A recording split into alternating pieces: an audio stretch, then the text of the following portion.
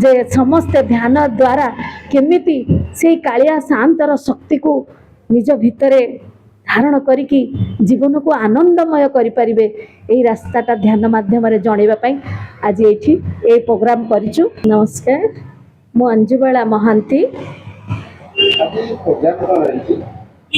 आज ये आम समस्त को ध्यान माध्यम जागृत करने ध्यान जीवन में कौन कौन आनीपे आमे केमिति अशांति जीवन नौचु आर शरीर रे कष्ट, मन रे कष्ट, परिवार रे कष्ट, आम कर्ममय जीवन रे भी कष्ट, दुखरे मनुष्य कौन केमिति भांगी पड़ी ता देहर उद्धार पाइबापी आज ये ध्यानर माध्यम आमे आनिकी पहुँचीचु। आज आम गहन रे अवनी राव माँ आसी नासिक रु। आज ये पुरी रे राधाकृष्ण मंदिर रे ये मोर जन्म माटी।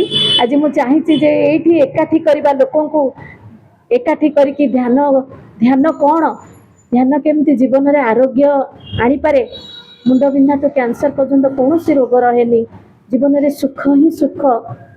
जीवन आमे कौन पाई दुनिया को आसीचे, कौन करवा उचित, केमिति आमे संसार रे निर्वाण पाइबा ए जिनिस आमे एठी शिखिया को चाहिए समस्त को आ समस्त एकाठी करूँ।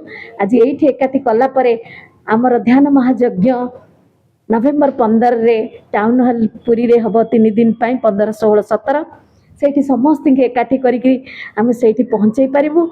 आउ ए पुरी रे कौन कौन रे को भी गोटे लोक रही न जीव जे समस्ते ध्यान द्वारा केमिति से कालिया शांतर शक्ति को निज भितरे धारण करिकी जीवन को आनंदमय करें यही रास्ताटा ध्यान माध्यम जनवाई आज ये प्रोग्राम करिचु।